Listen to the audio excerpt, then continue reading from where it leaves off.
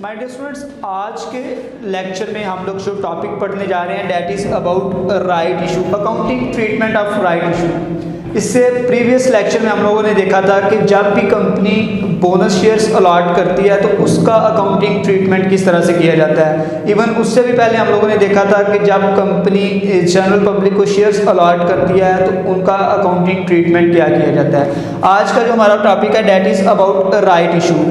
तो first of all सबसे पहले ये समझते हैं इसके अकाउंटिंग ट्रीटमेंट की तरफ जाने से पहले कि राइट इशू बेसिकली होता क्या है। माय डियर स्टूडेंट्स, जब भी कोई कंपनी न्यू शेयर्स अलॉट करने लगती है, न्यू शेयर्स इशू करने लगती है, तो जो फर्स्ट राइट होता है उसके एग्जिस्टिंग शेयर होल्डर्स का होता है।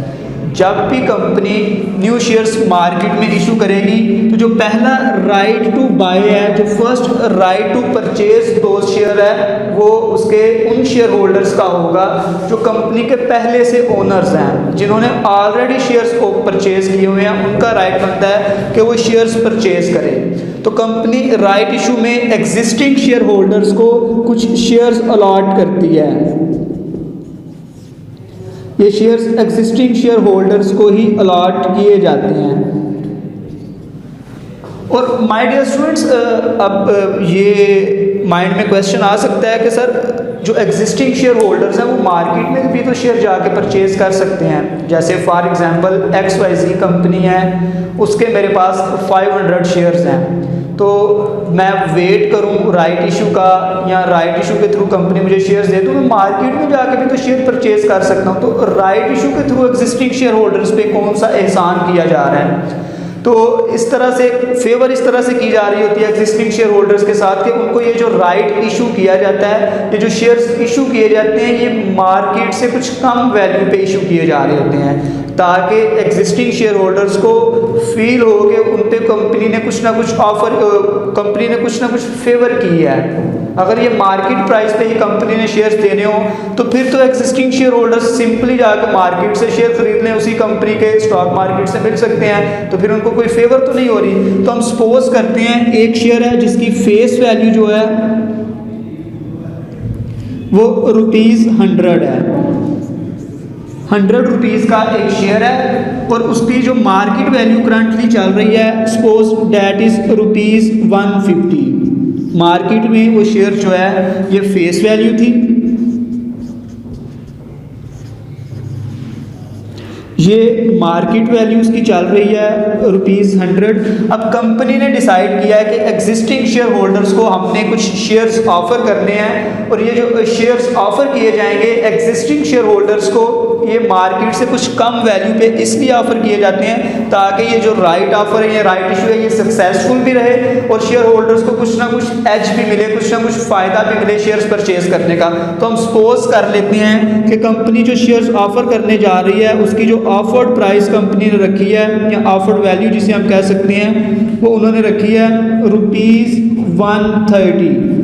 अब एक शेयर जिसकी फेस वैल्यू 100 है, मार्केट में वो 150 का सेल हो रहा है, कंपनी अपने एग्जिस्टिंग शेयर होल्डर्स को वही शेयर जो है वो 130 रुपीज़ में ऑफर करने जा रही है। तो अब शेयर ये जो राइट इशू है ये सक्सेसफुल भी रहेगा, शेयर होल्डर्स को भी फीलिंग आएगी कि कंपनी ने उन पे कुछ ना कुछ फेवर की है, कंपनी ने उनको कुछ ना कुछ बेनिफिट दिया है एग्जिस्टिंग शेयर होल्डर्स होने का।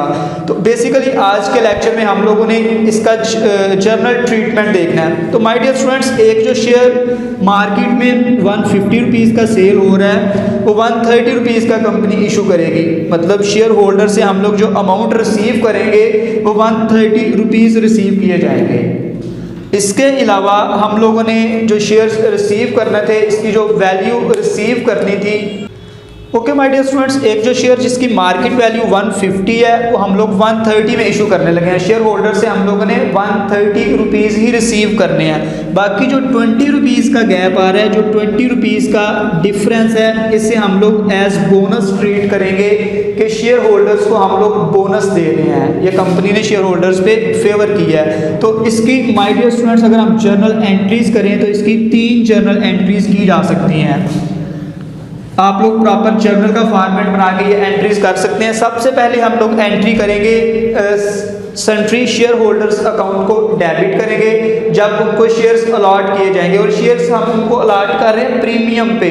प्रीमियम मींस फेस वैल्यू से ज़्यादा पे अलॉट किया जा रहा है, फेस वैल्यू से ज़्यादा पे इशू किया जा रहा है। इसका मतलब है कि हमने उनको ये शेयर प्रीमियम पे अलॉट किया है। तो हम फर्स्ट एंट्री करेंगे जिसमें हम लोगों ने जनरल पब्लिक नहीं, सॉरी, हमने एग्जिस्टिंग शेयर होल्डर्स को शेयर्स ऑफर किए हैं, तो उसकी हम लोग जर्नल एंट्री करेंगे। सन्ट्री शेयर होल्डर्स अकाउंट को डेबिट किया जाएगा क्योंकि हमने इनसे अमाउंट रिसीव करनी है।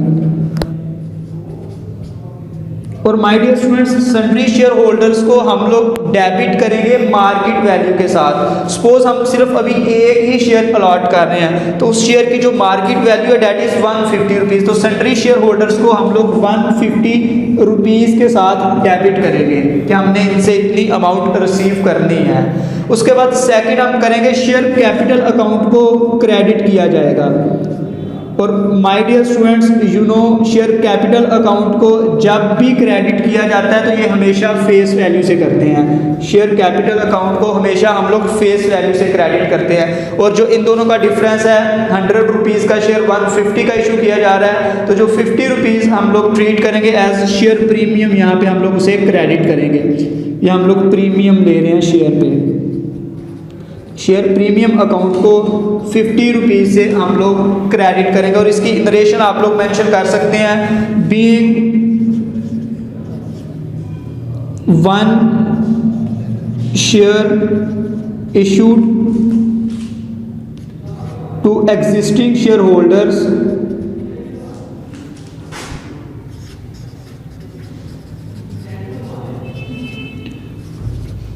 एज राइट इशू या राइट ऑफर।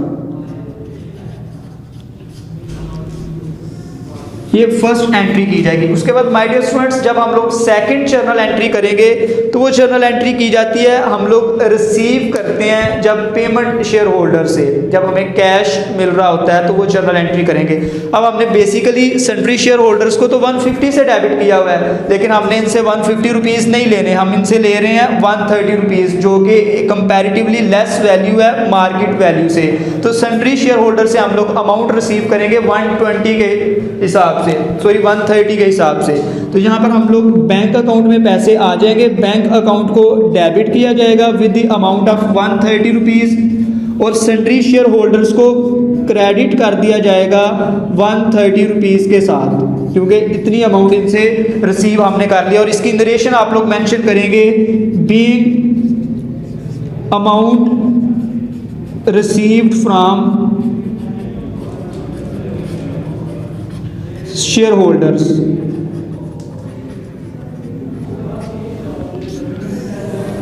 ये जर्नल एंट्री यहाँ पे मेंशन की जाएगी।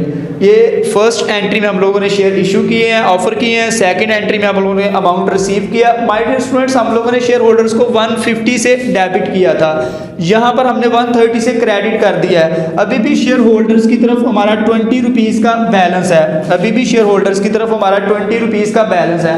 मैंने आपको बताया कि ये 20 रुपीज़ हम लोगों ने शेयर होल्डर से रिसीव नहीं करने, इन 20 रुपीज़ को हम लोग एज बोनस ट्रीट करते हैं। कंपनी अपने जर्नल रिजर्व में से ये 20 रुपीज़ उनको पे कर देती है। तो यहाँ पे हम लोग इसकी जर्नल एंट्री करेंगे, bonus to shareholders account, या इसे हम लोग बोनस शेयर डिविडेंड भी कह सकते हैं। बोनस शेयर डिविडेंड ये कंपनी पे डिपेंड करता है कि उसने इसे क्या ट्रीट करना है। बोनस शेयर डिविडेंड अकाउंट को डेबिट किया जाएगा और sundry share holders account to हम लोग क्रेडिट करेंगे और ये 20 रुपीज़ से एंट्री की जाएगी।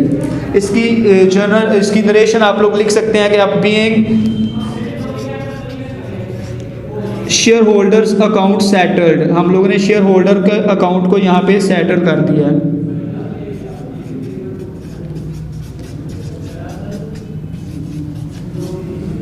ये नरेशन आप लोग लिख सकते हैं। माय डियर स्टूडेंट्स, हम लोगों ने 150 रुपीज़ रिसीव करने थे, 150 रुपीज़ का शेयर उनको अलॉट किया, 130 उनसे ले लिए हैं और बाकी एज 20 रुपीज़ जो है वो एज बोनस ट्रीट के हमने अपनी तरफ से शेयर होल्डर्स को बोनस दे दिया है। तो यही 3 जनरल एंट्रीज की जाएंगी जब भी हम लोग एग्जिस्टिंग शेयर होल्डर्स को राइट इशू करेंगे।